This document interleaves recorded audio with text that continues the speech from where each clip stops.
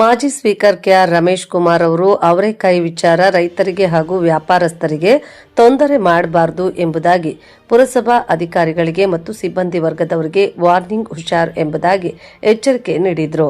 ವ್ಯಾಪಾರಸ್ಥರು ಮತ್ತು ಬಡ ಕುಟುಂಬಗಳ ರೈತರಿಗೆ ಶ್ರೀನಿವಾಸಪುರ ಪಟ್ಟಣದ ಮಾರ್ಕೆಟ್ ಬಳಿ ಸಂಬಂಧಪಟ್ಟ ಅಧಿಕಾರಿಗಳು ಮತ್ತು ಸಿಬ್ಬಂದಿ ವರ್ಗ ತೊಂದರೆ ಮಾಡಿದ ಕ್ಷಣ ಗ್ರಹಚಾರ ವಕ್ಕರಿಸಿದೆ. ನನ್ನ ಉಸಿರಿರುವವರೆಗೂ ಸಮಸ್ತ ಬಡ ಕುಟುಂಬಗಳು ಜನಸಾಮಾನ್ಯರಿಗೆ ನಾನು ಬದುಕಿರುವವರೆಗೂ ತೊಂದರೆ ಆಗಬಾರದು. ತಕ್ಷಣ ಸಂಬಂಧಪಟ್ಟ ಅಧಿಕಾರಿಗಳು, ತಾಲೂಕು ದಂಡಾಧಿಕಾರಿಗಳು ಮತ್ತು ಪೊಲೀಸ್ ಇನ್ಸ್ಪೆಕ್ಟರ್ ಅವರನ್ನ ಕರೆಸಿ ಯಾವುದೇ ಕಾರಣಕ್ಕೂ ಬೇರೆಯವರಿಗೆ ಕಾನೂನು ಕೈ ಕೊಡಬೇಡಿ. ನಿಮ್ಮ ಕಾನೂನು ಚೌಕಟ್ಟಿನಲ್ಲಿ ಅವರೇಕಾಯಿ ವ್ಯಾಪಾರಸ್ಥರಿಗೆ, ರೈತರಿಗೆ, ಬಡ ಕುಟುಂಬಗಳ ಜೀವನಕ್ಕೆ ಸಹಕಾರ ನೀಡಿ. ಪ್ರತಿದಿನ ಅವರೇಕಾಯಿ ವ್ಯಾಪಾರಸ್ಥರು ರೈತರ ವಿಚಾರದಲ್ಲಿ ತೊಂದರೆ ಆದಲ್ಲಿ ಹಾಗೂ ಯಾರಾದರೂ ತೊಂದರೆ ಮಾಡಿದಲ್ಲಿ ತಕ್ಷಣ ನನ್ನ ಗಮನಕ್ಕೆ ತನ್ನಿ. 20 ನಿಮಿಷದಲ್ಲಿ ಇಲ್ಲಿ ಬರುತ್ತೇನೆ ಎಂಬುದಾಗಿ ಮಾಜಿ ಸ್ಪೀಕರ್ ಕೆಆರ್ ರಮೇಶ್ ಕುಮಾರ್ ಅವರು ತಿಳಿಸಿದರು.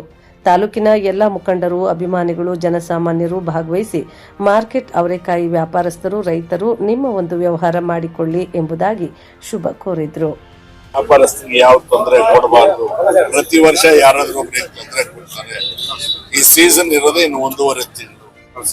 ರೈತರು ತಮ್ಮ ಬೆಳೆ ತಂದು ಕೊಟ್ಟು ಕೆಲವರು ಇಲ್ಲೇ ಮಾಡ್ತಾರೆ, ಕೆಲವರು ರೈತರು ಇವ್ರಿಗೆ ವ್ಯಾಪಾರಸ್ಥರಿಗೆ ಕೊಟ್ಟು ಹೋಗ್ತಾರೆ. ಅದ್ರಲ್ಲಿ 4 ಕಾಸು ಉಳಿಸ್ಕೊಂಡು ಇವ್ರು ಜೀವನ ಮಾಡ್ತಾರೆ. ನಮಗೆ ದುಡ್ಡು ಮಾಡಕ್ಕೆ 100 ವಿಧಾನಗಳಿದಾವೆ. ಅವ್ರು ಯಾರು ಇಡಿಯಟ್ಸ್ ಅಂತ ಗೊತ್ತಿಲ್ಲ. ಮುನ್ಸಿಪಲ್ ಆಫೀಸಲ್ಲಿ ಅವ್ರು ತಂದು ಹಾಕಿರೋ ಮೂಟನ್ನು ಹೊತ್ಕೊಂಡು ಹೋಗ್ತಾರಂತೆ, ವೇಯಿಂಗ್ ಮೆಷಿನ್ಸ್ ತಗೊಂಡು ಹೋಗ್ತಾರಂತೆ. ಅವ್ರಿಗೆ ಬಹಳ ಹತೋಟಿಯಲ್ಲಿ ನಾಲ್ಗೆ ಇಟ್ಕೊಂಡು ಮಾತಾಡ್ತಾ ಇದ್ದೇನೆ. ಕೇರ್ಫುಲ್ ಆಗಿರಕ್ ಹೇಳಿ, ಇಲ್ಲದೆ ಹೋದ್ರೆ ಒಬ್ನೊಬ್ಬನ ಎಳೆದು ಈಚೆಗೆ ಹಾಕ್ಬೇಕಾಗುತ್ತೆ. ಯಾವ ಕಾರಣಕ್ಕೂ ನನ್ನ ಮೇಲೆ ಆಣೆ, ನಾನು ಜೀವಂತ ಇರೋವಾಗ ಇವ್ರಿಗೆ ಯಾರಿಗೂ ತೊಂದರೆ ಆಗ್ಬಾರ್ದು. ವ್ಯಾಪಾರಸ್ಥರಿಗೆ ಜಾಗ್ರತೆ ಇರಲಿ. ನೀವು ಅಡ್ಮಿನಿಸ್ಟ್ರೇಟರ್ ಆಗಿದ್ದೀರಿ, AC ಅವ್ರಿಗೆ ನಾನು ಮಾತಾಡ್ತೀನಿ. ಈಗ ನೀವು ಹೋಗಿ ಮುನ್ಸಿಪಲ್ ಆಫೀಸಲ್ಲಿ ಕೂತು ಅವ್ರು ಯಾರಿದ್ದಾರೆ ಕ್ಲರ್ಕ್ಸ್, ಅವರು ಯಾವನೇ ಆಗ್ಲಿ ಇಲ್ಲಿ ಬರೋದು, ಮೂಟೆ ಮುಟ್ಟೋದು, ವೇಯಿಂಗ್ ಮೆಷಿನ್ ಮಾಡೋದು, ಅವ್ರ ವ್ಯಾಪಾರಕ್ಕೆ ತೊಂದರೆ ಮಾಡಿದ್ರೆ ಅವ್ರಿಗೆ ಗ್ರಾಚಾರ ಕಾದಿದೆ ಅಂತ ಹೇಳ್ಬಿಡಿ. ನೀವು ತಾಲೂಕ ಮ್ಯಾಜಿಸ್ಟ್ರೇಟ್ ಆಗಿರ್ತೀರಿ. ಬೇಡಪ್ಪ, ನಿಮ್ಮ ಆರೋಗ್ಯ ಸರಿ ಇಲ್ಲ, ಕೆಮ್ಮು, ತೊಂದರೆ ಇದೆ, ಬಡವ್ರು. पुलिस ऑफिसर आपको ट्रैफिक को क्या तब तकलीफ है तो तुम्हारी एहसान न मांगे तो उनको तुम्हें साथ देखो, पब्लिक को देख लेने का तुम्हारी जिम्मेवारी. उनके उन्हें बंडी क्या तब कर लेंगे, उन्हें हक छोड़ को कहाँ तक बाहर आया तो उन्होंने रहती मैं रहतू, मैं जिंदा है तक आखिरी दम तक तुम्हें तकलीफ होने देते नहीं. आराम से रहो, इंशाअल्लाह सब बराबर होता है. अल्लाह मुझे पैदा कर को है काम के वास्ते इसमें मैं खत्म हो जाता. गरीब को तो खसम खुदा की तकलीफ होता नहीं. आराम से मैं खुशी से व्यापार चला लो. क्या तब तकलीफ है तो तुम्हें सुना है तो 20 लाजा मुझे अडगल से हंकार मैं यहाँ को 20 निमिषाल ಮುನ್ಸಿಪಲ್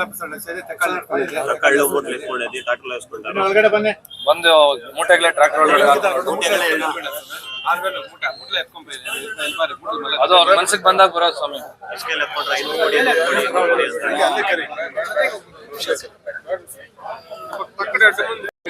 ವ್ಯಾಪಾರಸ್ಥರಿಗೂ ಹೇಳಿದ್ದೀನಿ, ವ್ಯಾಪಾರ ಅಂತೇಳಿ ಟ್ರಾಫಿಕ್ ಬ್ಲಾಕ್ ಮಾಡೋದು, ಸಾರ್ವಜನಿಕರಿಗೆ ತೊಂದರೆ ಆಗಬಾರ್ದು. ಒಬ್ಬ ಕಾನ್ಸ್ಟೇಬಲ್, ಇನ್ಸ್ಪೆಕ್ಟರ್, ಒಬ್ಬ ಕಾನ್ಸ್ಟೇಬಲ್ ಬಂದು ಅವ್ರಿಗೆ ಹೇಳಿದ್ರು ಕೂಡ ಗೌರವ ಕೊಡಬೇಕು.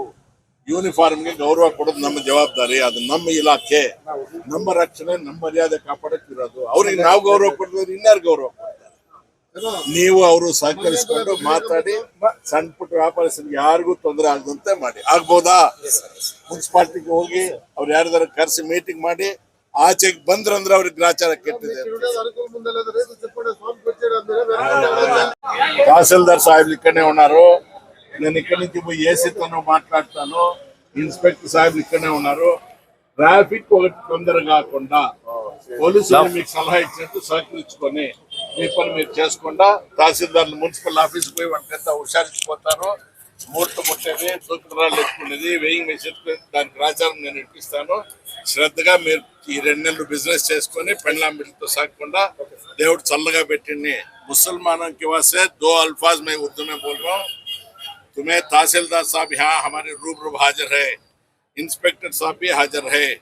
पहले 1 महीने के पहले 6 मई उनको इशारा दिया था, सीजन आ रही, कौन भी तकलीफ नहीं देना करको, तकलीफ देना करको कौन भी नहीं है.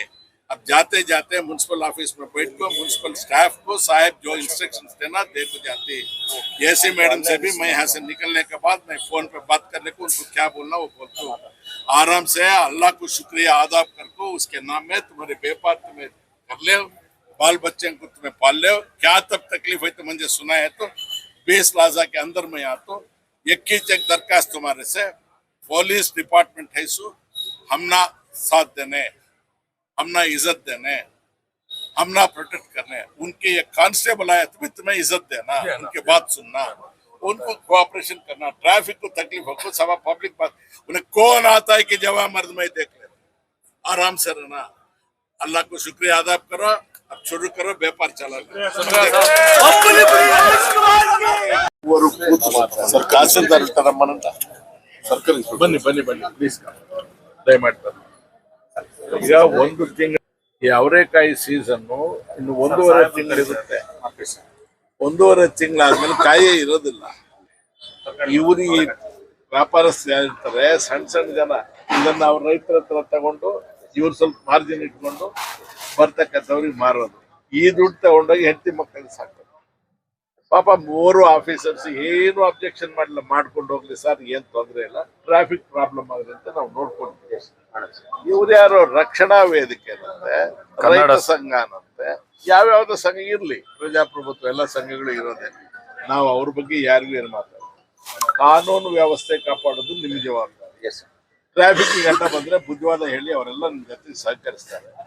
ಬೇರೆಯವ್ರು ಯಾರಾದ್ರೂ ಬಂದು ಅವ್ರು ಪ್ರೊಟೆಸ್ಟ್ ಮಾಡಿದ್ರೆ ಅವ್ರ ಮೂಲೆಯಲ್ಲಿ ನಿಂತ್ಕೊಳ್ಳಿ, ಪ್ರೊಟೆಸ್ಟ್ ಮಾಡ್ಲಿ, ಫೋಟೋ ತೆಗೆಸ್ಕೊಳ್ಳಿ, ಟಿವಿಗೂ ಕೊಡ್ಲಿ, ಅವ್ರ ಮನೆಗೆ ಅವ್ರು ಹೋಗಿ.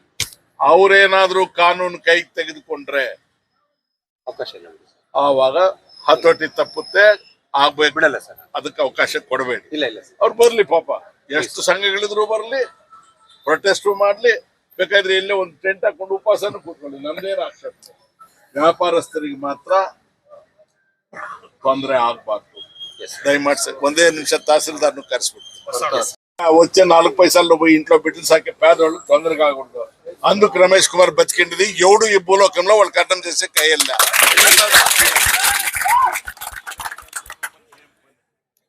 నేను ఇంట్లో ఉన్నట్టు యువతలకు రావాల్సిన కారణం ఇంతే, ఆ పేద కుటుంబాలకు తొందర కాకూడదు. నా అనంతరం ఏం జరుగుతుందో నాకు తెలియదు. నేను బతికిండే వరకు పేదవాళ్ళకి కాన్సెన్సీలో తొందర వచ్చే ప్రశ్నే ఉండకూడదు. అంతే తీర్మానం. ಬಂದ್ಬಿಡ್ಲಿ, ತಹಸೀಲ್ದಾರ್ ಕ್ಲಾರಿಫೈ ಮಾಡಿಸ್ತೀನಿ.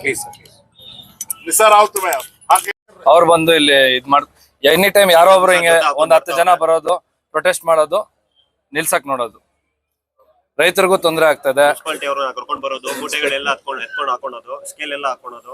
ಇನ್ಸ್ಪೆಕ್ಟರ್ ಇದಾರ, ಚೀಫ್ ಆಫೀಸರ್ ನಮ್ಮಲ್ಲಿ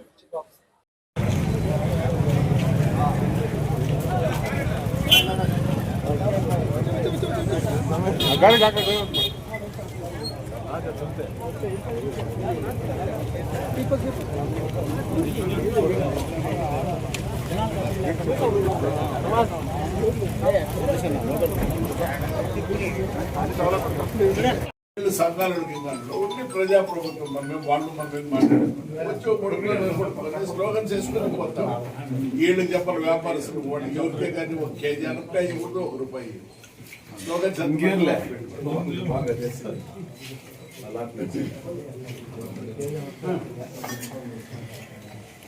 ವೆಂಟ್ರಾ ಮುಗಿಸ್ಬಿಡ್ರಿ, ಆಮೇಲೆ ನಾನು ಮುನ್ಸಿಪಲ್ ಪ್ರೋಗ್ರಾಮ್. ವೆಂಟ್ರಾ ಏನ್ ಸಮಾಚಾರ?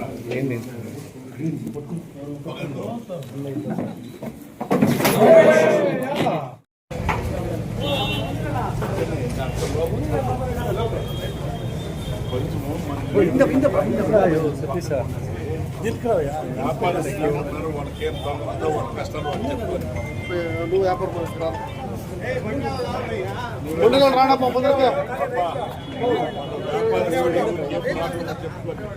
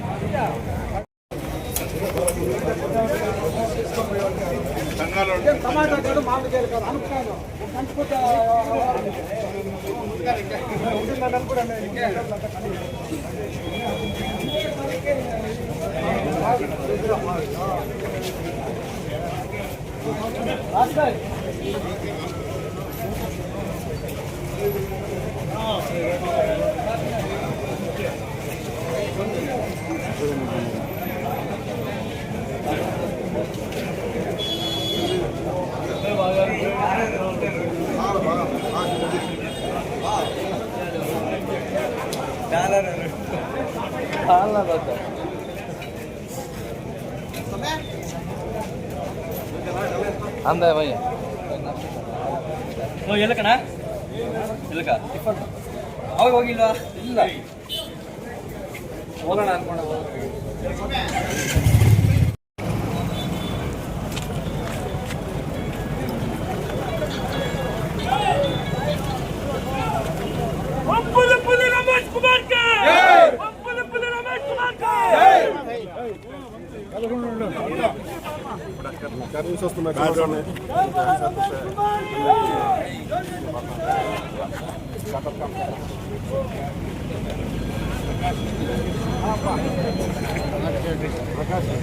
ವ್ಯಾಪಾರಸ್ಥರೆಲ್ಲ ಬಡವರು ಅವರೆಲ್ಲ ನಿಮ್ಗೆ ಸಹಕರಿಸ್ತಾರೆ.